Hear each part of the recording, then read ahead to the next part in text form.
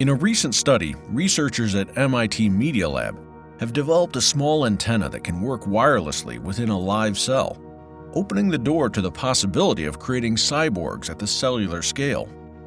The antenna's ability to monitor and control cellular activity in real time has implications for medical diagnoses, therapy, and other scientific activities. The recently constructed antenna is substantially smaller than a cell in size. Studies with oocyte cells showed that the antenna made up less than 0.05% of the cell volume. The wavelengths of the resulting acoustic waves, which are the result of dividing the speed of sound by the wave frequency, are 5 orders of magnitude shorter than those of the electromagnetic waves. To accomplish this transformation from electromagnetic to acoustic waves, magnetostrictive is used in the construction of the tiny antennas.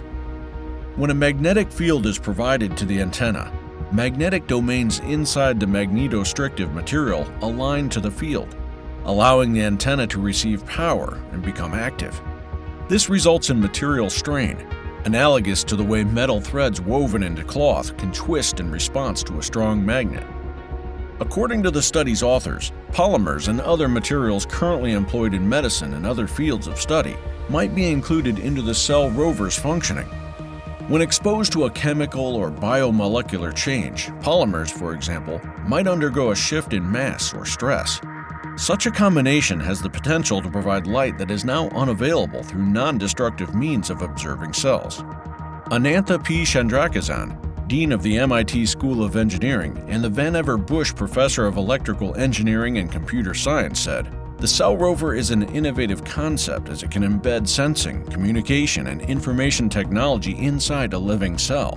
This opens up unprecedented opportunities for exact diagnostics, therapeutics, and drug discovery, as well as a new direction at the intersection between biology and electronic devices."